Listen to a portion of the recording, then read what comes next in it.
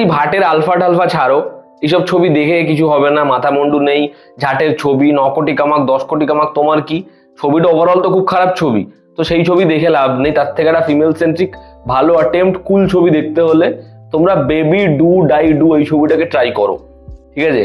এই ছবিটা খুব কম সংখ্যক হলে এসেছে, কিন্তু যেভাবে এই ছবিটা তারা বানিয়েছে না, ছবিটার মধ্যে একটা ফান রয়েছে, একটা মজা আছে। তো আমি বলবো টাকা দিয়ে ছবি দেখলে এরকম ছবিতে ইনভেস্ট করো না।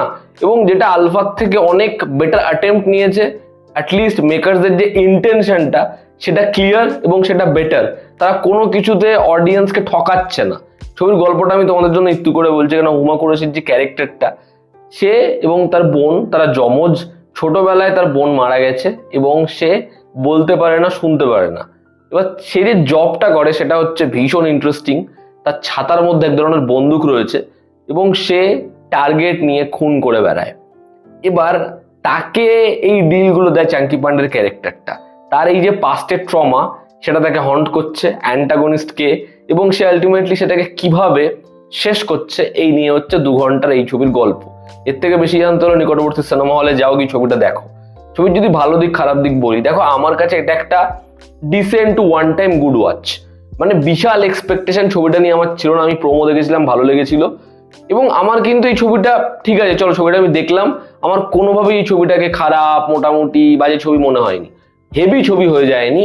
তবে এই ছবিটা না, যেটা মেকারসরা দেখাতে চাইছে অনেস্টলি সেটাই দেখিয়েছে।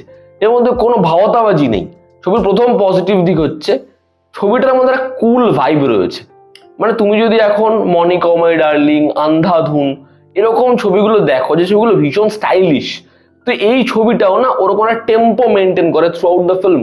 ছবির যেরকম মিউজিক, ছবির যেরকম ধরনের একটা ক্যারেক্টারের ইন্ট্রোডাকশন, যেরকম এই ছবির ওপেনিংটা, একটা অদ্ভুত মজা আছে। যেভাবে ছবির মধ্যে ক্রেডিটগুলো পড়ছে এবং ছবির মধ্যে ডায়ালগসগুলো যেরকম পার্টিকুলার পয়েন্টে আসছে, কিছু ক্যারেক্টার এরকম আতরাঙ্গি, ছবিটা দেখার সময় সেই মজাটা ফিল হয়, যেটা আমার সব থেকে বেশি ভালো লেগেছে। সেকেন্ড হচ্ছে এখানে পারফর্মাররা কাজ খুব ভালো করেছে। যেমন হচ্ছে এখানে সিকান্দার খের, যেমন হচ্ছে এখানে চাঙ্কি পান্ডে। তারপর আরো একটা ক্যারেক্টার রয়েছে যাকে তোমরা প্রচুর ভ্লগসে দেখো, তার একটা চ্যানেল আছে ছোটে মিয়া মেবি ওর নাম। ক্যারেক্টারগুলোকে তুমি দেখো, প্রত্যেকটা চরিত্র ভীষণভাবে কালারফুল, এবং কোনো চরিত্রকে তারা মেনটেন করেনি যে একে ভালো দেখাতে হবে, একে খারাপ দেখাতে হবে। কোনো কোনো ক্যারেক্টার ডিরেক্ট গ্রে। এবং হুমা কুরেশি, তার পারফরমেন্স যেরকম ভাবে গোটা ছবিতে রয়েছে, আমার প্রত্যেকের কাজ ভালো লেগেছে। এবং ছবির যেরকম একটা শেড আছে সেটা বেশ বেশ ভালো। ছবির মেকিং ভীষণ শার্প, ভীষণ ভালো। তারা যেরকম নিয়ন একটা আলোতে গোটা ছবিটা খেলেছে, রাতের দৃশ্য, বৃষ্টি পড়ছে, দেখতে ভালো লাগে। এবং ছবির সেকেন্ড হাফটায় ছবিটা বেটার হয়। এন্ডে যেরকম জিনিসপত্র, আমি টুইস্টগুলোর কথা বলছি না, সেগুলো প্রেডিক্টেবল, তবে জিনিসটা না ইন্ট্রিগিং, জিনিসটা শার্প, কোনোভাবেই সেটা তোমাকে বোর করবে না সেকেন্ড হাফে। ফার্স্ট হাফে ল্যাক করে, তবে স্ক্রিন প্লেটা যেহেতু মোটামুটি ঠিক আছে, যে কারণে সময়টা কেটে যায়, জিনিসটা খারাপ হয়নি। এবং আমি বারবার বলবো এই ছবির স্কোর ডিজাইন, সাউন্ড ডিজাইন, সেটা খুব খুব ভালো হয়েছে। ছবির মধ্যে অনেকগুলো ক্যারেক্টারের কিছু কিছু ধরো বক্তব্য আছে, কিছু কিছু ঘটনা ঘটছে, এবার সেগুলোকে তারা চেষ্টা করেছে একটা সার্কেলে আনার, যেটা খারাপ নয়। এবং এই ছবির মধ্যে যে কিছু কিছু সিরিয়াস সিনে এমন এমন ডায়ালগস রয়েছে, এমন এমন কিছু হিউমার রয়েছে, যেগুলো ঠিক আছে। তো ওভারঅল একটা ফান আছে ছবিটায়। তুমি একবার ওই ছবিটা দেখো, তোমাকে ছবিটা খুব বেশি নিরাশ করবে না। একটা ডিসেন্ট ওয়ান টাইম ওয়াচ। ছবিটা হচ্ছে একটা কুল সিনেমা।